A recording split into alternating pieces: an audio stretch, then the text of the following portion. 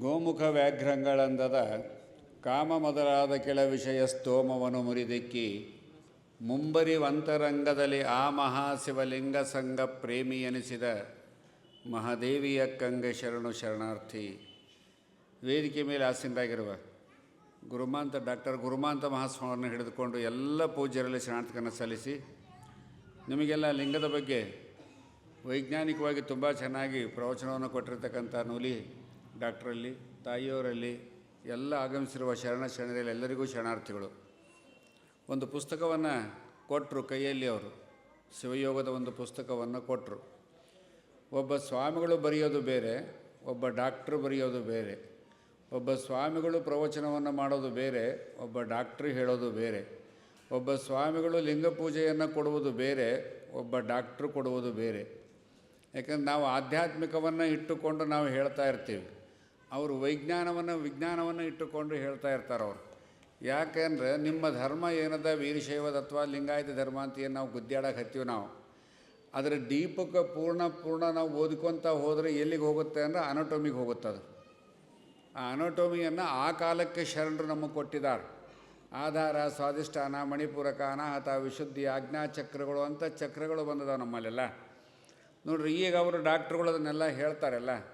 Doctor ನಾಗಲೋತಿ ಮಠರು ಅಂತ ಇದ್ದರು. ಒಂದು ಸತಿ ಮಠಕ್ಕೆ ಬಂದಿದ್ರು, ಚರಂತಿ ಮಠಕ್ಕೆ ಬಂದು ಕೂತ್ಕೊಂಡಿದ್ರು. ಹಾಗೆ ಕೂತ್ಕೊಂಡು ಹಾಗೆ ಮಾತಾಡ್ಬೇಕಾದ್ರೆ ಅವರು, ಸರ ಊಟ ಟೈಮ್ ಆಗಿದೆ, ಬರ್ರಿ ಪ್ರಸಾದ ತೊಗೊಳ್ರಿ ಅಂತಂದು ನಾನು ಅವರಿಗೆ. ಅಂದ್ಕೂಡಲೇ ಇಲ್ಲ, ಎಲ್ಲ ಮಾಡ್ಕೊಂಡು ಬಂದೀನಿ ರೀ, ನಾನು ಪ್ರಸಾದ ಮಾಡ್ಕೊಂಡು ಬಂದೀನಿ, ಕುಡಿಯೋಕ್ಕಷ್ಟು ನೀರು ಕೊಡ್ರಿ ಅಂದರು. ನೀರು ಕೊಟ್ಟೆ ಅವರಿಗೆ. ನೀರು ಕೊಡ್ಬೇಕಾದ್ರೆ ಒಂದು ಮಾತಂದೆ ಅವರಿಗೆ, ಪ್ರಸಾದ ಕಾಯವ ಕೆಡಿಸಲಾಗೋದು ಅಂತ ಒಂದು ಮಾತಂದೆ ನಾನು. ಆ ನೀರನ್ನು ಕೆಳಗಿಟ್ರು, ಮತ್ತು ವಾಟೆ ಕೆಳಗಿಟ್ರು. ಇನ್ನೊಮ್ಮೆ ಏನು ಹೇಳ್ರಿ ಅಂದ್ರೆ ಅವರು, ಪ್ರಸಾದ ಕಾಯವ ಕೆಡಿಸಲಾಗೋದು ಅಂತ ಶರಣರ ಆ ಕಾಲಕ್ಕೆ ಹೇಳ್ಯಾರ್ರಿ. ಆಗಲೆಲ್ಲ ಊಟ ಮಾಡಿದ್ರೆ ಹೊಟ್ಟೆ ಕೆಡ್ತದೆ, ಅದಕ್ಕೆ ನೀವು ಊಟ ಬೇಡ ಅಂತಂದ್ರೆ ಇನ್ನೊಬ್ರಿಗೆ ಕೊಡೋಕೆ ಅನುಕೂಲ ಆಗ್ತಲ್ಲ ಅಂತಂದಿನಿ ಅವ್ರಿಗೆ ಭಾಳ ಖುಷಿ ಆಯ್ತು. ಈ ವಚನ ಎಲ್ಲ ಐತೆ ಕೊಡ್ರಿ ಅಂದ್ರೆ ಅವರು. ಆ ವಚನ ಹುಡುಕಿ ಕೊಟ್ಟೆ, ಮತ್ತು ಅವ್ರಿಗೆ ಹುಡುಕಿ ಕೊಟ್ಟು ಬರ್ಕೊಂಡ್ರು ಅವರು. ಅಲ್ಲಿಂದನೇ ಅದು ಕರುಣ ಹಾಸಿಗೆಯನ್ನು ಅಭ್ಯಾಸ ಮಾಡೋಕ್ಕೆ ಪ್ರಾರಂಭ ಮಾಡಿದೆ. ಅವರಿಗೆ ನಮಗೆ ಡಿಸ್ಕಸ್ ಚಾಲು ಆಗ್ತದು. ಕರುಣ ಹಾಸಿಗೆಯನ್ನು ಅಭ್ಯಾಸ ಮಾಡೋಕ್ಕೆ ಚಾಲು ಆಯ್ತು. ಕರುಣ ಹಾಸಿಗೆಯನ್ನು ಮತ್ತು ಅದು ಇಂಗ್ಲೀಷ್ನಲ್ಲಿ ಬರೆದ್ರು ಅವರು. ಮತ್ತು ಒಂದು ಲೇಖನವನ್ನು ಬರೆದ್ರು. ಆ ಮೆಡಿಕಲ್ ಪತ್ರಿಕೆ ಒಳಗೆ ಬಂತು. ಭಾಳಷ್ಟು ಪತ್ರಗಳು ಬಂದು ಅವರಿಗೆಲ್ಲ. ಇದು ಎಲ್ಲಿ ತಂದ್ರಿ ಹೊಸದು, ಇದು ಆಧ್ಯಾತ್ಮಿಕದಲ್ಲಿ, ಇದು ಇದರಲ್ಲಿರ್ತಕ್ಕಂಥ ಅನಟೋಮಿಯಲ್ಲಿರ್ತಕ್ಕಂಥ ವಿಚಾರ ಇಲ್ಲೆಲ್ಲಿ ಬರ್ತದಲ್ಲ ಅಂತಂದಾಗ ಅದಕ್ಕೆ ಮತ್ತು ಅವ್ರಿಗೆ ಡಿಸ್ಕಸ್ ಚಾಲುವಾದ. ನಾವು ಹೆಂಗೆ ಹುಡುಕೊಂತ ಹೋಗ್ತೀವಿ ಹಂಗೆ ಅದರಲ್ಲಿ ವಿಚಾರಗಳು ಸಿಕ್ಕೊಂತ ಹೋಗ್ತಾವೆ. ಅಷ್ಟು ಅನುಕೂಲಗಳು ಶರಣರ ವಚನದಲ್ಲಿ ಇದಾವೆ. ನಾವು ಬರೇ ಈಗ ಏನಾಗಿದೆ ನಮ್ಮದು ಅಂತ ಹೇಳಿದರೆ, ಹೊರಗಣ ಎಲೆಯನೇ ಮೇದು ಅಕಟ ಅಂತ ಒಂದು ಕಡೆ, ಅಂದರೆ ಹೊರಗಣ ಎಲೆಯನೇ ಮೇದು ಅಕಟ ಅಂತೀವಿ ನಾವು. ಅವರು ಭಾಳ ಪ್ರಭುಲಿಂಗಲೀಲೆಯಲ್ಲಿ ಭಾಳ ತುಂಬ ಚೆನ್ನಾಗಿ ಚಾಮರಸದನ್ನು ಬರೀತಾನೆ. ನಾವು ಏನಾಗಿದೆ ಅಂದರೆ ಕಬ್ಬು ತಿನ್ನೋಕ್ಕೆ ತಯಾರಿಲ್ಲ, ನಾವು ಎಲೆ ತಿಂದ್ಕೊಂತಲೇ ಹೊಂಟಿವಿ. ಇನ್ನೂ ಅದ್ರಾಗೆ ಇದ್ದೀವಿ ನಾವೆಲ್ಲ. ಒಟ್ಟು ಕಬ್ಬಿನ ಕಡೆ ಹೋಗಬೇಕು. ಅದಕ್ಕೆ ಅವನೇ ಹೇಳ್ತಾನೆ ಒಂದು ಮಾತನ್ನು, ಕುರಿಯನ್ನು ತೊಗೊಂಡೋಗಿ ಕಬ್ಬಿನ ಹೊಲದಲ್ಲಿ ಬಿಟ್ಟರೆ ಅದು ಎಲೆ ತಿಂತದೆ, ಕರಿಯನ್ನು ತೊಗೊಂಡೋಗಿ ಕಬ್ಬಿನ ಹೊಲದಾಗ ಬಿಟ್ಟರೆ ಏನು ಮಾಡ್ತದೆ? ಎಲೆ ತಿನ್ನಲ್ಲ, ಅದು ಕಬ್ಬು ತಿಂತದೆ. ನಾವು ಕಬ್ಬು ತಿನ್ನೋರು ಆಗಬೇಕು. ಹಂಗೆ ನಾಗಲೋತಿ ಮಾಡ್ರೆ ಅಷ್ಟೇ ಒಂದು ವಚನದ ಮೇಲೆ ಭಾಳಷ್ಟು ಅದ್ರ ಬಗ್ಗೆ ಡೀಪಾಗಿ ಹೋಗಿ ವಚನ ಸಾಹಿತ್ಯವನ್ನು ಅಭ್ಯಾಸ ಮಾಡಿ ಕೆಲವೊಂದು ಪುಸ್ತಕವನ್ನು ಬರೆದ್ರು ಅವರೆಲ್ಲ ಅಷ್ಟು. ಅದಕ್ಕೆ ಡಾಕ್ಟ್ರುಗಳು ಯಾಕೆ ನಾನು ಹೇಳಿದ್ವು ಅಂತಂದರೆ, ಈ ಆಧಾರ, ಸ್ವಾಧಿಷ್ಠಾನ, ಮಣಿಪೂರಕ, ಅನಾಹತ, ವಿಶುದ್ಧಿ ಚಕ್ರಗಳನ್ನು ಭಾಳಷ್ಟು ಜನ ನಾವೇನು ತಿಳ್ಕೊಂಡಿದ್ದೀವಿ ಅಂತಂದ್ರೆ, ಅಲ್ಲೆಲ್ಲೇ ಚಕ್ರಗಳು ರೌಂಡ್ ಇವೇನು ನರಗಳು ರೌಂಡ್ ಇದಾವೆ ಅಂತ ತಿಳ್ಕೊಂಡಿದ್ವಿ ನಾವು. ಆದರೆ ಅದು ಇಲ್ಲ ಅನ್ನೋದನ್ನು ಆ ಕಾಲಕ್ಕೆ ಶರಣರು ಮಾಡಿಕೊಟ್ಟಿರೋದನ್ನು ಅಂಥವ್ರು ಡಾಕ್ಟ್ರು ಹೇಳೋದ್ರಿಂದ ನಿಮಗೆ ಅರ್ಥ ಆಗ್ತದೆ. ನೋಡಿರಿ, ಇಲ್ಲಿ ನಮಗೆ ಟಿಸಲಾಗ್ತದೆ, ಇಲ್ಲಿ ಟಿಸಲಾಗ್ತದೆ, ಹೃದಯದಲ್ಲಿ ಟಿಸಲಾಗ್ತದೆ, ಹೊಟ್ಟೆ ಹೊಕ್ಕಳದಲ್ಲಿ ಟಿಸಲಾಗ್ತದೆ, ಕಿಡ್ನಿಯಲ್ಲಿ ಟಿಸಲಾಗ್ತದೆ. ನೋಡಿರಿ, ಇವೆಲ್ಲ ಎಷ್ಟು ಚೆನ್ನಾಗಿಟ್ಟಾರೋ ಆ ಕಾಲಕ್ಕೆ. ಆಧಾರ, ಸ್ವಾಧಿಷ್ಠಾನ, ಮಣಿಪೂರಕ, ಆಮೇಲೆ ಇಲ್ಲಿ ಟಿಸಲಾಗ್ತವೆ, ಇಲ್ಲಿ ಟಿಸಲಾಗ್ತವೆ. ಇಲ್ಲಿ ಎಲ್ಲ ಈ ಚಕ್ರಗಳು, ನವಚಕ್ರಗಳು ಅಂತ ನಾವೆಲ್ಲ ಹೇಳ್ತೀವಿ ನಾವೆಲ್ಲ. ನೋಡ್ರಿ, ಆ ನವಚಕ್ರಗಳಲ್ಲಿ ಇವು ಚಕ್ರಗಳು ಇವನ್ನ ಟಿಸಲಾಗ್ತಕ್ಕಂಥ ವ್ಯವಸ್ಥೆಯನ್ನು ಆ ಕಾಲಕ್ಕೆ ಶರಣರು ನಮಗೆ ಕೊಟ್ಟು ಹೋದರು. ಮಗು 1 ತಿಂಗಳಿಗೆ ಎಷ್ಟು ಬೆಳೆಯುತ್ತೆ, 2 ತಿಂಗಳಿಗೆ ಎಷ್ಟು ಬೆಳೆಯುತ್ತೆ, 3 ತಿಂಗಳಿಗೆ ಎಷ್ಟು ಬೆಳೆಯುತ್ತೆ ಅನ್ನೋದನ್ನು 12ನೇ ಶತಮಾನದಲ್ಲಿ ಅವರು ಕೊಟ್ಟರು. ನಾವು ಈಗ ಅದನ್ನು ಮಿಷನ್ ಕಂಡು ಹಿಡಿದು, ಈಗ ಒಂದು 20-30 ವರ್ಷದ ಮಿಷನ್ ಕಂಡು ಹಿಡಿದು ನಾವೀಗ ನೋಡಕತ್ತೀವಿ. ನಾವು ಅದನ್ನೇ ಅಂತಿದ್ರು ಅವರು, ನಾಗಲೋತಿ ಮಠರು. ಇಲ್ಲ, ಇವರು ಏನು ಕಂಡು ಹಿಡಿದ್ರು, ಏನು ಮಾಡಿದರು, ಹೆಂಗೆ ಇದು ಏನು ಅಂತಂತಾರೆ. ಅವರೆಲ್ಲ ಕೂತ್ಕೊಂಡು ವಿಚಾರ ಮಾಡ್ತಿದ್ರೆಲ್ಲ. ಅಂದರೆ ಇವೆಲ್ಲವನ್ನು ನಾವು ಡೀಪಾಗಿ ಹೋದನ್ನೆಲ್ಲ ಪುಸ್ತಕವನ್ನು ಬರೆದಾರ ಅವರು. ಎಲ್ಲೆಲ್ಲಿ ಹೆಂಗೆ ಏನಾಗುತ್ತೆ ಅನ್ನೋದು ಅದನ್ನು ಸಹಿತ ಒಂದು ಪುಸ್ತಕವನ್ನು ವೈಜ್ಞಾನಿಕವಾಗಿ ಬರೆದಾರ. ಅದು ಪ್ರಿಂಟಾಗಿ ಬಂದದ. ಅದಕ್ಕೆ ಒಂದು ಸತಿ ಹೇಳಿದೆ ನಾನು ಅವರಿಗೆ, ನೀವು ಕನ್ನಡದಾಗ ಬರೀಬೇಡ್ರಿ, ಅದನ್ನು ಇಂಗ್ಲೀಷ್ನಾಗ ಮಾಡಿರಿ, ಟ್ರಾನ್ಸ್ಲೇಷನ್ ಮಾಡಿರಿ, ಚಲೋ ಬೇಕಾದ್ರೆ ನಾವು ಪ್ರಿಂಟ್ ಮಾಡಿಸಿ ಪರದೇಶಕ್ಕೆ ಕಳ್ಸೋಣ. ಇಲ್ಲಿ ನಮ್ಮವ್ರು ಯಾರೂ ಓದಿದ್ರೆ ಇವ್ರಿಗೆ ಅರ್ಥ ಆಗೋದಿಲ್ಲ. ಯಾಕಂದ್ರೆ ಇವ್ರ ತಲೆ ಒಳಗೊಂದು ಬೇರೆ ಇರ್ತದೆ, ಇಲ್ಲಿ ಎಷ್ಟು ಕುತ್ಕೊಂಡಿರ್ತಾರೆ ತಲೆ ಒಳಗೊಂದು ಬೇರೆ ಇರ್ತದೆ, ಓದ್ತಿರ್ತಾರೆ ತಲೆ ಒಳಗೊಂದು ಬೇರೆ ಇರ್ತದೆ. ಅವ್ರದ್ದು ಹಂಗಲ್ಲ, ತಲೆ ಒಳಗೊಂದು ಬೇರೆ ಇರ್ತದೆ, ಹೊಸದಕ್ಕೆ ಅಡಾಪ್ಟ್ ಆಗ್ತಾರೋ ಆವಾಗ ಅದಕ್ಕೊಂದು ಶಕ್ತಿ ಬರ್ತದೆ. ಇದಕ್ಕೆ ಉದಾಹರಣೆ ನಮಗಂದ್ರೆ ಸ್ವಾಮಿ ವಿವೇಕಾನಂದರು ಇಲ್ಲಿ ಎಲ್ಲಿಂದ ಬಂದರು ಅಂತಂದ್ರೆ ಕಲ್ಕತ್ತಾದಿಂದ ಹಿಡಿದು ಬೆಂಗಳೂರು ತನಕ ಪ್ರವಚನ ಮಾಡ್ಕೊತ ಬಂದರು. ಅವರು ಯಾರೂ ಹೆಚ್ಚಾಗಿ ಮಾತಾಡ್ತಿಲ್ಲ, ಅವ್ರನ್ನ ಮಸ್ತ್ ಇಂಗ್ಲೀಷ್ನೊಳಗೆ ಪ್ರವಚನ ಮಾಡ್ತಿದ್ರು. ಮೈಸೂರು ಮಹಾರಾಜರು ಮುಖ್ಯಮಂತ್ರಿ ಇದ್ದವ ಹೋಗಿ ಕೇಳಿದ, ಕೂತ್ಕೊಂಡು ಅವ್ರ ಪ್ರವಚನವನ್ನು ಮೈಸೂರಾಗ ಕೇಳಿರವ್ರು. ಕೇಳಿದ ಮೇಲೆ ಅವ್ರನ್ನ ಬಂದು ಮಹಾರಾಜರಿಗೆ ಒಂದು ಮಾತು ಹೇಳಿದರು, ಮಹಾರಾಜರ ಇಷ್ಟು ಚಲೋ ಮನುಷ್ಯ ಇದ್ದಾನೆ, ಭಾಳ ಯುವಕದಾನೆ, ಭಾಳ ಚಲೋ ಇದ್ದಾನೆ, ಇಂಗ್ಲೀಷ್ನಾಗ ಉತ್ತಮವಾದ ಪ್ರವಚನವನ್ನು ಕೊಡ್ಲಿಕ್ಕತ್ತಾನೆ, ಒಂದು ಸತಿ ಅರಮನೆ ಒಳಗೆ ಇಡ್ರಿ ಅಂತ ಹೇಳಿದ್ರು ಅವ್ರು. ಆಯಿತು ನೀವು ಹೇಳ್ತೀರಂದ್ರೆ ಇಡ್ತೀವಿ ಅಂತಂತ ಅರಮನೆಗೆ ಇಟ್ಟರು ಅವರು. ಅಲ್ಲಿ ಬಂದು ಅವ್ರೊಂದು ಸ್ಪೀಚ್ ಕೊಟ್ಟರು. ನಿಮ್ಮ ಉದ್ದೇಶ ಏನೈತೆ ಅಂತ ಕೇಳಿದರು ಮಹಾರಾಜರು. ಇಲ್ಲ ಪರದೇಶಕ್ಕೆ ಹೋಗ್ಬೇಕಂತ ಮಾಡೀನಿ, ಹಂಗಾರೆ ಅದೇನೆಲ್ಲ ಖರ್ಚು ನಾನು ಕೊಡ್ತೀನಿ ಅಂದ್ರೆ ಅವರು ಒಂದು ಭಾಷಣ ಅಂಥವ್ರಿಗೆ ಅರ್ಥ ಆತದು. ಅಂದ್ರೆ ನಾವು ಆ ಡೀಪಕ್ಕೆ ನಾವು ಹೋಗಲ್ಲ, ಸುಮ್ಮನೆ ಕೇಳ್ತೀವಿ ಹೋಗ್ತೀವಿ. ಸಾಧನೆ ಇಷ್ಟು ಚಲೋ ಐತಲ್ಲ. ಅಲ್ಲಿ ಬಂದು ಅವ್ರು ಭಾಷಣ ಮಾಡಿದ್ದು ಮುಂದೆ ಇವರು ಮಡ್ರಾಸಿನ ಒಬ್ಬ ರಾಜ ಇದ್ದ, ಅವರು ಕೂಡ್ಕೊಂಡು ಅವ್ರಿಗೆ ರೊಕ್ಕ ಕೊಟ್ಟರು, ಪರದೇಶಕ್ಕೆ ಹೋದರು, ಅಲ್ಲಿ ಭಾಷಣ ಮಾಡಿದರು, ಫೇಮಸ್ ಆದರು. ಇವತ್ತು ಇಡೀ ಜಗತ್ತಿನ ತುಂಬ ಫೇಮಸ್ ಆಗ್ಯಾರೆಲ್ಲ. ಅಲ್ಲಿಂದ ಕಲ್ತವ್ರು ಎಷ್ಟೋ ಜನ ತಮ್ಮ ಆಶ್ರಮ ಮಾಡಿಕೊಂಡು ಒಬ್ಬರೇ ಯಾರಿಗೂ ಹೇಳಲಾರ್ದೆ ಸಾಧನೆ ಮಾಡಿ ಅಲ್ಲೇ ಬಿಟ್ಟು ಹೋದಂಥವ್ರು ನಿನ್ನೆ ನೋಡಿ ಬಂದೆ ನಾನು. ಬಿಳಿಗಿರಿ ರಂಗಯ್ಯನ ಬೆಟ್ಟದಲ್ಲಿ ಒಂದು ರಾಮಕೃಷ್ಣ ಆಶ್ರಮ ಯಾರೂ ಇಲ್ಲ, ಅದ್ರಾಗ ಬಿಟ್ಟು ಹೋಗಿದ್ದಾರೆ. ಅವ್ರು ಹೋಗಿದ್ದು ಲಿಂಗೈಕ್ಯರಾಗ್ಯಾರ ಅವರೆಲ್ಲ. ಅಲ್ಲಿ ಕೂತ್ಕೊಂಡು ಪುಸ್ತಕ ಬರ್ದಾರೆ. ಯಾರಿಲ್ಲ, ಕೆಟ್ಟ ಕಾಡೈತಲ್ಲ ಒಟ್ಟು. ಅಂದರೆ ಮನುಷ್ಯನ ಮನಸ್ಸು ಹೆಂಗಿರುತ್ತೆ ಅಂದರೆ ಒಮ್ಮೆ ಯಾವುದಕ್ಕಾರ ಅಡಾಪ್ಟ್ ಆಯ್ತು ಅಂದ್ರೆ ಅದಕ್ಕೆ ಆಗಿಬಿಡ್ತೈತೆ ಎಲ್ಲ ಒಟ್ಟು. ಅಂದರೆ ಇನ್ನೊಬ್ಬರು ನೋಡಿ ಬಂದೆ, ಅಲ್ಲಿ ಮಿಲ್ಟ್ರಿಗಿದ್ದವರು ಅವ್ರ ಸಮಾಧಿನೂ ಅಲ್ಲೇ ಇತ್ತು. ಮಿಲ್ಟ್ರಿಗಿದ್ದವರು ಸುಮಾರು 20 ವರ್ಷ ಅಲ್ಲಿ ಒಬ್ಬನೇ ಕೂತ್ಕೊಂಡವನು. ಈಗ ಒಬ್ಬರು ಸನ್ಯಾಸಿಗಳಿದಾರೆ ಅಲ್ಲಿ. ನಾವು ಹೋದೆ ಅಲ್ಲಿ ಆಶ್ರಮ ನೋಡೋಕ್ಕೆ ಅಂತ ಹೋದೆ ನಾನು. ಅಲ್ಲೇ ಮುಂದೆ ಮೈಸೂರು ಇವರಿಂದ ಮುಂದೆ ಅಲ್ಲೇ ಜಾಗ ಸಿಗುತ್ತೆ. ಅವರಲ್ಲಿ ಹೋದೆ ನಾನು. ಅಲ್ಲಿ ಹೋದರೆ ಅವ್ರು ಬಾಗಿಲ ತೆಗೆದು ಹಂಗೆ ಹೋದರು. ನಮ್ಮ ಹುಡುಗ ಬುದ್ಧಿ ಹಾವು ಐತೆ ನೋಡ್ರಿ ಇಲ್ಲಿ ಅಂತಂದವ. ಅದು ಹಾವು ನೋಡಿದ್ರೆ ಕರೆ ನಾಗರಾವ್, ನೀವೇನು ಕಾಳಿಂಗ ಅಂತಿರಲ್ಲ, ಕಾಳಿಂಗ ಸರ್ಪದ ಮರಿ ಅದು. ಸಹಜ ಅದನ್ನು ಮತ್ತೆ ನಿಮ್ಮ ಬಕೆಟ್ನಾಗ ಹಾಕಿ ತೊಗೊಂಡೋಗಿ ದೂರ ಬಿಟ್ಟು ಬರತಕ್ಕಂಥ ವ್ಯವಸ್ಥೆ. ಅಂಥ ಜಾಗದಾಗ ಹೋಗಿ ಉಳ್ಕೊಂಡು ಸಾಧನೆ ಮಾಡಿದಂಥವ್ರೆಲ್ಲ. ಅದಕ್ಕೆ ಇದು ಏನೈತೆ ಅಂತಂದ್ರೆ ಹೊರಗಿನ ಎಲೆ ತಿನ್ನಬೇಡ್ರಿ, ಒಳಗೆ ಹೋಗ್ರಿ ಅಂತಂಥೇಳಿ ಅಜ್ಜಾರು ನಿಮಗೆ ಮನೆ ಬಾಗಿಲಿಗೆ ಬಂದು ಕೊಡ್ತಕ್ಕಂಥ ವ್ಯವಸ್ಥೆಯನ್ನು ಮಾಡಿದರು. ನೋಡಿ ಎಷ್ಟು ಚಂದ ಮಾಡಿದವರೆಲ್ಲ ಒಟ್ಟು. ಅದಕ್ಕೆ ನಮ್ಮ ಶಟಸ್ಥಲವನ್ನು ಈಜಿ ಕೊಟ್ಟರು ನಿಮಗೆ. ಭಕ್ತ ಮಹೇಶ ಪ್ರಸಾದಿ ಪ್ರಾಣಲಿಂಗಿ ಶರಣ ಐಕ್ಯ, ಅದಕ್ಕೆ ಲಿಂಗಾಚಾರ, ಗಣಾಚಾರ, ಶಿವಾಚಾರ, ವೃತ್ಯಾಚಾರ ಇವೆಲ್ಲವನ್ನು ಕೊಟ್ಟರು. ಭಾಳ ಈಜಿ. ನಿಮ್ಮ ಲಿಂಗ ಏನೂ ಇಲ್ಲ, ಸುಮ್ಮಕ್ಕೆ ನಿಮಗೆ ಪೂಜೆನೂ ಬೇಡ, ನೀರು ಹಾಕಬೇಡ್ರಿ. ಸುಮ್ಮಕ್ಕೆ ದಿವಸ ಒಂದು 5 ನಿಮಿಷ ಹಿಂಗೆ ನೋಡಿ, ಅದನ್ನು 5 ನಿಮಿಷ ನೋಡಿ ಮತ್ತು ಸುಮ್ಮಕ್ಕೆ ಇಟ್ಕೊಂಡು ಕೂತ್ಕೊಂಡು ಕಣ್ಮುಚ್ಚಿ ನೀವು ಧ್ಯಾನ ಮಾಡಕತ್ರಿ. ಒಂದು ತಿಂಗಳು ಅದನ್ನು ಮಾಡಿರಿ. 2ನೇ ತಿಂಗಳಿಗೆ ನೀವು ಬೇಡ ಅಂದ್ರೆ ಬಿಡೋದಿಲ್ಲ, ನಿಮ್ಮ ಮನಸ್ಸು ಮಾಡಂತ ಹೇಳ್ತದೆ. ಆ ಸಾಧನೆ ನಾವು ಮಾಡಲ್ಲ, ಬಿಟ್ಟು ಬಿಡ್ತೀವಿ ನಾವೆಲ್ಲ ಅಷ್ಟು, ಬಿಟ್ಟು ಹೋಗಿಬಿಡ್ತೀವಿ ನಾವೆಲ್ಲ ಒಟ್ಟು. ಮತ್ತು ಆ ಕಡೆ ನಮ್ಮ ವ್ಯವಹಾರ ರೀ ಅಂತೀವಿ ನಾವು. ವ್ಯವಹಾರದಾಗ ಇಡ್ಡು ಸಾಧನೆ ಮಾಡಿದವರು ಶರಣರಲ್ಲ, ಕಾಯಕ ಮಾಡ್ಕೊಂತಲೇ ಮಾಡಿದವರು ಶರಣರಲ್ಲ. ಅದು ಮಾಡ್ತಕ್ಕಂಥದ್ದು. ಅದನ್ನು ಪರಮ ಪೂಜ್ಯ ಮಹಾಸ್ವಾಮಿಗಳವರು ನಿಮ್ಮ ಚಟ ಬಿಟ್ಟು ಇದು ಮಾಡ್ರೋ ಮಾರಾಯ, ಅದಕ್ಕೆ ಟೈಮ್ ಮಾಡೋದನ್ನು ಇದಕ್ಕೆ ಸ್ವಲ್ಪ ಒಂದು ಟೈಮ್ ಪಾಸ್ ಮಾಡಿರಿ ಅಂತ ಹೇಳಿದರು. ಒಂದು 5 ನಿಮಿಷ ಟೈಮ್ ಪಾಸ್ ಮಾಡಿರಿ ಅಂತ ಹೇಳಿದರು. ಇಲ್ಲಿ ನಿಮಗೆಲ್ಲ ಗೊತ್ತದೆ, ಸಜ್ಜಲಗೌಡ ಶರಣಮ್ಮನವ್ರು ನಿಮಗೆಲ್ಲ ಗೊತ್ತದೆ. ಭಾಳ ಸತಿ ನಾನು ಭೇಟಿಯಾಗಿದ್ದೆ, ನೀವು ಭೇಟಿಯಾಗಿರಿ. ನಿಮಗೆ ತ್ರಾಸ ಇರ್ತದೆ ಹೇಳ್ರಿ ಅಂತಂಥೇಳಿ ಆಶೀರ್ವಾದ ತೊಗೊಂಡು ಬಂದು ಬಿಡ್ತೀರಿ ಇಷ್ಟೇ. ಆದರೆ ಅಮ್ಮಾರು ನೀವು ಏನಾರ ಕೇಳಿದಾಗ ಉಳ್ದಂಗೆ ಪಂಚಾಂಗ ನೋಡ್ತಿದ್ದಿಲ್ಲ ಅವರು. ಮೂಗಿನ ಮೇಲೆ ಕೈ ಇಟ್ಕೊಳೋರು. ಹೆಚ್ಚು ಅವ್ರ ಸಂಪರ್ಕದಾಗ ಇದ್ದವ್ರು ಬೇಕಾದ್ರೆ ಕೇಳ್ರಿ ನೀವು. ನಮಗೆ ಗೊತ್ತಾಗೋದಿಲ್ಲ ಅವೆಲ್ಲ, ನಮಗೇನೋ ಗೊತ್ತಾಗೋದಿಲ್ಲ, ಸುಮ್ಕೆ ಏನೋ ಹೇಳ್ತಾರೆ. ಮೂಗಿನ ಮೇಲೆ ಇಲ್ಲಿ ಕೈ ಇಟ್ಕೊಳೋರು ಅವರು.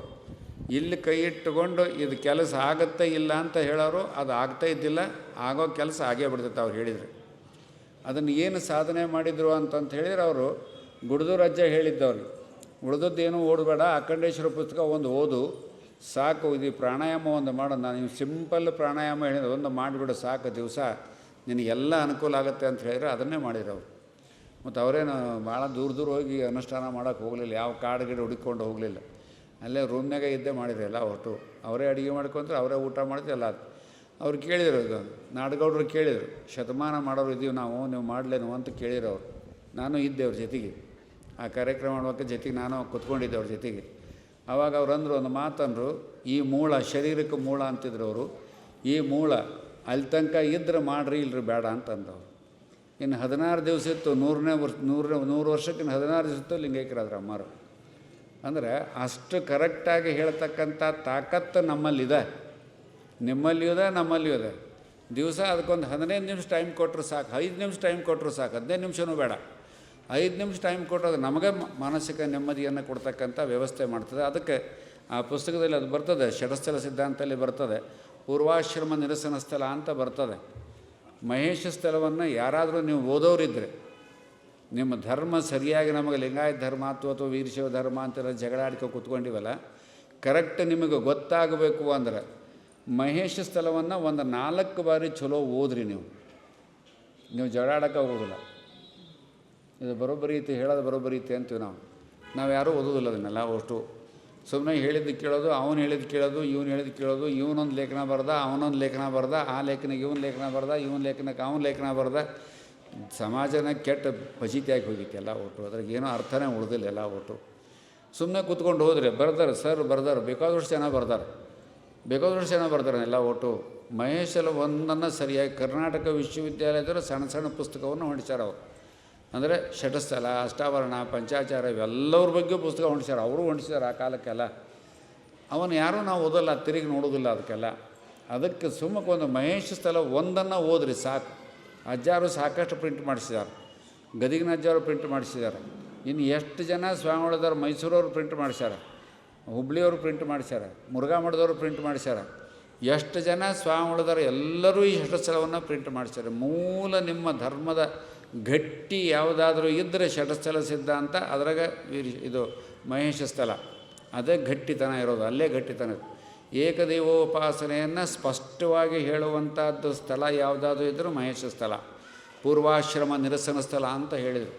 ಪೂರ್ವಾಶ್ರಮ ಅಂತಂದರೆ ಲಿಂಗ ದೀಕ್ಷೆಯನ್ನು ಕೊಟ್ಟಾಗ ನಿಮ್ಮನ್ನು ಕಾಲಿನಿಂದ ಹಿಡಿದು ತಲೆವರೆಗೆ ಮಂತ್ರ ಸಂಬಂಧವನ್ನು ಮಾಡಿ ಆ ಹಳೆಯ ಒಂದು ಏನೋ ಭವಿತನ ಇತ್ತು ತೆಗೆದು ಲಿಂಗತನವನ್ನು ಮಾಡ್ತಕ್ಕಂಥ ಕೆಲಸವನ್ನು, ದೇವರನ್ನಾಗಿ ಮಾಡ್ತಕ್ಕಂಥ ಕೆಲಸವನ್ನು ಕೊಟ್ಟ ಮೇಲೆ ನಾವು ಅದನ್ನು ಸ್ವಲ್ಪ ಸಾಧನೆ ಮಾಡಬೇಕಿಷ್ಟೇ. ಬೆಳಗ್ಗೆ ಒಂದು 5 ನಿಮಿಷ ಲಿಂಗ ಪೂಜೆ ಮಾಡ್ಕೊಂಡು ಹೋದ್ರೆ ಮುಗೀತು. ನಾನು ಸಣ್ಣವಿದ್ದೆ, ನಮ್ಮೂರಾಗ ಭಾಳ ಜನ ಎಲ್ಲ ಒಟ್ಟು ರೈತರಿದ್ದರು. ಆ ರೈತರು ಬೆಳಗ್ಗೆ ಹೋಗ್ಬೇಕಾದ್ರೆ ಹಂಗೆ ಹೋಗ್ತಿದ್ದಿಲ್ಲ, ರಾತ್ರಿ ನೀರು ಗುರಿ ಹಾಕೋರು. ಈಗೆಲ್ಲ ಬಟನ್ ಬಂದಾವ, ಈಗೆಲ್ಲ ಕರೆಂಟ್ ಬಂದಾವ, ಅವಾಗ ಕರೆಂಟ್ ಇದ್ದಿಲ್ಲ. ನಾವೆಲ್ಲ ಓದಿದ್ದಿಲ್ಲ ಈ ಚಿಮಣಿ ಇದ್ರಾಗ ನಾವು ಓದ್ದೇವ್ರು. ನಾವೆಲ್ಲ ಇನ್ನೂ ಹಳಬರು ಎಷ್ಟೋ ಜನ ಇರಬೇಕಿಲ್ಲೆಲ್ಲ, ಚಿಮಣಿ ಒಳಗೆ ಓದ್ಯವ್ರು ಇರ್ಬೇಕು. ನಾವೆಲ್ಲ ಚಿಮಣಿ ಒಳಗೆ ಓದ್ಯವ್ರು. ಒಂದು ಕಂದಿಲು ಮುಂದೆ ಇಟ್ಕೊಳೋದು, ಸುತ್ತ 4-5 ಮಂದಿ ಕುಂಡ್ರೋದು, ಅಭ್ಯಾಸ ಮಾಡೋದು ಎಲ್ಲ ಒಟ್ಟು. ಹಿಂಗೆ ನಾವೆಲ್ಲ ಅಭ್ಯಾಸ ಮಾಡಿದವ್ರು ಎಲ್ಲ ಒಟ್ಟು. ಕಂಬಳಿ ಸಿದ್ದಪ್ಪನವ್ರು ಅಂತಿದ್ದರು. ಅವ್ರು ಎಲ್ಲಿ ಅಭ್ಯಾಸ ಮಾಡಿದ್ರು ಅಂತಂದ್ರೆ ನಮಗೆಲ್ಲ ಇಷ್ಟು ಲೈಟ್ ಅದಾವ, ಇಷ್ಟು ಲೈಟ್ ಅವ್ರಿಗೆ ಇದ್ದಿಲ್ಲ. ಎಲ್ಲಿದ್ರು ಅಂದ್ರೆ ಪಂಚಾಯತ್ಗೆ ಮುಂದೆ ಒಂದು ಲೈಟ್ ಹಚ್ಚಿಡೋರು ರಾತ್ರಿ, ಅಲ್ಲಿ ಹೋಗಿ ಕೂತ್ಕೊಂಡು ಓದೋರು. ಅವ್ರ ಮನೆ ಒಳಗೆ ಲೈಟು ಇದ್ದಿಲ್ಲ, ಕೈಯಾಗ ರೊಕ್ಕನೂ ಇದ್ದಿಲ್ಲ, ಯಾವುದೂ ಇದ್ದಿಲ್ಲ. ಅಲ್ಲಿ ಕೂತ್ಕೊಂಡು ಹೋಗಿ ಮುಂಬೈ ಸರ್ಕಾರದ ಶಿಕ್ಷಣ ಮಂತ್ರಿಯಾಗಿ ಕರ್ನಾಟಕ ವಿಶ್ವವಿದ್ಯಾಲಯ, ಕೃಷಿ ವಿಶ್ವವಿದ್ಯಾಲಯ, ಅನೇಕ ವಿಶ್ವವಿದ್ಯಾಲಯ ತರ್ತಕ್ಕಂಥ ಕೆಲಸವನ್ನು ಮಾಡಿದರು. ಅದಕ್ಕೆ ನಾವು ಹೇಳೋದೇನು, ಸ್ವಲ್ಪ ನಾವು ಒಳಗೆ ಹೋಗಬೇಕು. ಒಳಗೆ ಹೋದಂಗೆ ಇವೆಲ್ಲ ಸಿಗ್ತಾವೆ. ಅದಕ್ಕೆ ಪೂರ್ವಾಶ್ರಮ ನಿರಸನ ಸ್ಥಳ ಅಂತ ಬಂದರು ಅವರು. ಆಹ್ವಾನ ನಿರಸನ ಸ್ಥಳ ಅಂತ ಮಾಡಿದ್ರು ಅವರು. ಅನ್ಯದೈವ ನಿರಸನ ಸ್ಥಳ ಅಂತ ಮಾಡಿದ್ರಾಗೆಲ್ಲ ಅದಾವೆಲ್ಲ ಅಷ್ಟು. ಅಂದರೆ ಅನ್ಯದೈವ ನಿರಸನ ಸ್ಥಳ ಅಂತಂದ್ರೆ ನೀವು ಏನು ಲಿಂಗ ಪೂಜೆಯನ್ನು ಒಂದು ದೀಕ್ಷಾ ಆದಮೇಲೆ ಎಲ್ಲ ದೇವರು ಅದ್ರಾಗ ಇದ್ದಾವೆ, ಇದು ಒಂದು ಪೂಜೆ ಮಾಡಿಬಿಡು ಸಾಕಂತ ಹೇಳಿಬಿಟ್ರು ಅವರು. ಅದ್ರಾಗೆಲ್ಲ ಸ್ಪಷ್ಟವಾಗಿ ಬರ್ದಾರ ಅವರು. ಪೂರ್ವಾಶ್ರಮ ಅಂದರೆ ಭವಿತನವನ್ನು ತೆಗೆದು ಲಿಂಗತನವನ್ನು ಕೊಡ್ತಕ್ಕಂಥ ಒಂದು ವ್ಯವಸ್ಥೆ. ಅಲ್ಲಿ ಹೆಣ್ಣು ಗಂಡಿಗೆ ಸರಿಸಮಾನವಾದ ದೀಕ್ಷೆ, ಸರಿಸಮಾನವಾದ ಮಂತ್ರ, ಎಲ್ಲ ಸರಿಸಮಾನವಾದ್ದು. ಅಂದರೆ ಅಂಥ ಒಂದು ವ್ಯವಸ್ಥೆಯನ್ನು ಷಟಸ್ಥಳದಲ್ಲಿ ಕೊಟ್ಟರು. ಅದನ್ನು ಆಚಾರ್ಯ ಜೀವ ಇರೋವರೆಗೂ ಅದನ್ನು ನಿಮಗೆ ಹೇಳ್ಕೊತ ಬಂದರು. ನಾವು ಕೇಳ್ಕೊತ ಬಂದು ಹೋಗ್ಬೇಕಾದ್ರೆ ಬಿಟ್ಟು ಹೋದು, ಇಲ್ಲಿಂದ ಬಿಟ್ಟು ಹೋದು ಅಂತ ಹೇಳ್ಕೊಂತ ಹೋಗಿ ಬಿಟ್ಟು ಎಲ್ಲ ಕಡೆ ಹೋಗ್ರಿ, ಎಲ್ಲ ಮಠಗಳಿಗೆ ಹೋಗ್ರಿ. ಹಿಂಗೆ ಇದೆ ಎಲ್ಲ ಅಷ್ಟು. ಮತ್ತು ಸ್ವಾಮಿಗಳನ್ನೇ ಬೈತಾರೆ, ಭಾಳ ಜನ ಸ್ವಾಮಿಗಳನ್ನೇ ಬೈತಾರೆ. ಹಂಗಾತು ಹಿಂಗಾತು ಅದಾತು ಇದಾತು ಅಂತ ಹಂಗೆ ಬೈತಾರೆಲ್ಲ. ಮಠಾಧಿಪತಿಗಳು ನಿಮಗೆ ನೀವು ಕೊಟ್ಟಂಥ ರೊಕ್ಕ, ನೀವು ಕೊಟ್ಟಂಥ ಆಸ್ತಿಯನ್ನು ನಿಮಗೆ ಶಿಕ್ಷಣಕ್ಕೆ ಕೊಡಲಿಲ್ಲ ಅಂತಂದರೆ ಇನ್ನೂ ನೀವು ಏನೂ ಆಗ್ತಿದ್ದಿಲ್ಲ. ಯಾಕೆ ಅವ್ರು ಕೊಟ್ಟರು, ಶಿಕ್ಷಣವನ್ನು ಯಾಕೆ ಕೊಟ್ಟರು ಆ ಕಾಲಕ್ಕೆ?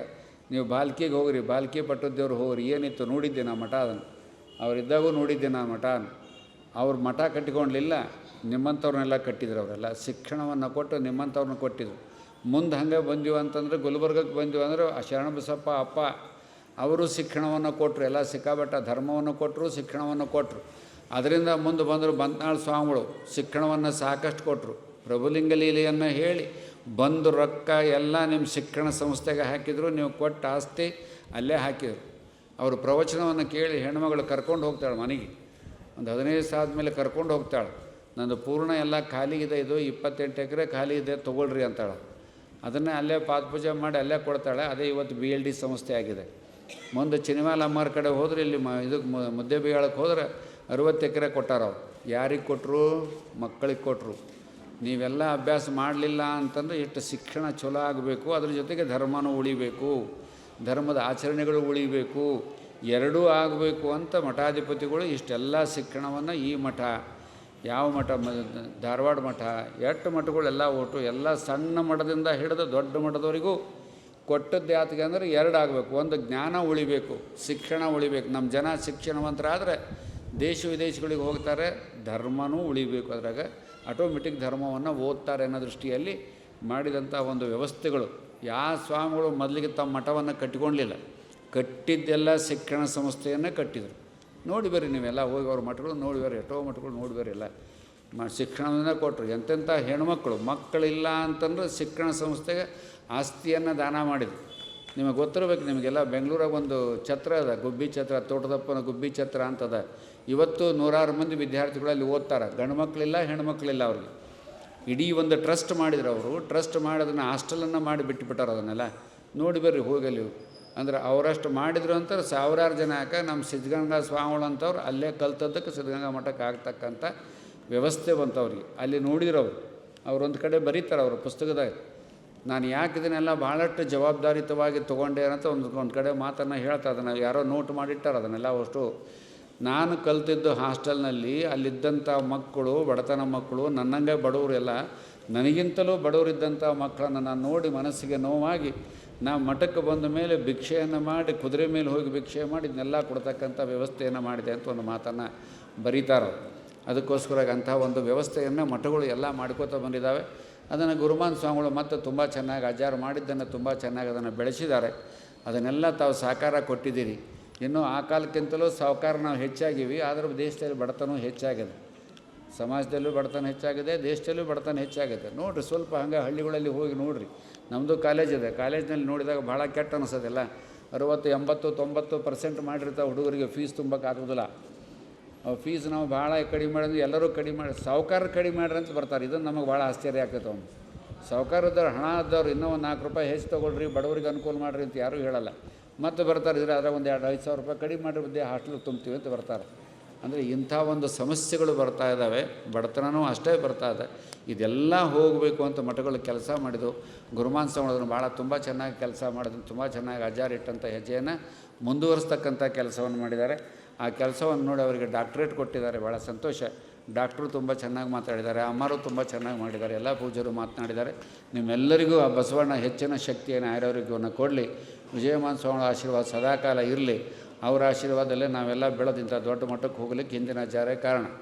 ಬಾಗಲಕೋಟೆ ಕೊಟ್ಟವರು ಅವರೇ, ನಿಡಸೋಸಿ ಕೊಟ್ಟವರು ಅವರೇ. ಅಲ್ಲಿಯೂ ಕೆಲಸ, ಇಲ್ಲಿಯೂ ಕೆಲಸ, ಎಲ್ಲವನ್ನೂ ಮಾಡ್ತಕ್ಕಂಥ ವ್ಯವಸ್ಥೆಯನ್ನು ಅವ್ರ ಮಾರ್ಗದರ್ಶನದಲ್ಲಿ ಮಾಡ್ಕೊತಾ ಹೋಗ್ತಾ ಇದ್ದೀವಿ. ಪೂಜ್ಯರು ಅದನ್ನೇ ತುಂಬ ಚೆನ್ನಾಗಿ ಮಾಡಿದ್ದಾರೆ. ತಾವೆಲ್ಲ ಇಲ್ಲಿವರೆಗೂ ತುಂಬ ಚೆನ್ನಾಗಿ ಕೇಳಿದಿರಿ, ಭಾಳ ಸಂತೋಷ. ಎಲ್ಲರಿಗೂ ದೇವರು ಒಳ್ಳೇದು ಮಾಡಲಿ, ಬಸವಣ್ಣ ಒಳ್ಳೇದು ಮಾಡಲಿ ಅಂತೇಳಿ ಆಸೆ ಮಾಡಿ 2 ಮಾತುಗಳಿಗೆ ವಿರಾಮ ಕೊಡ್ತೀನಿ.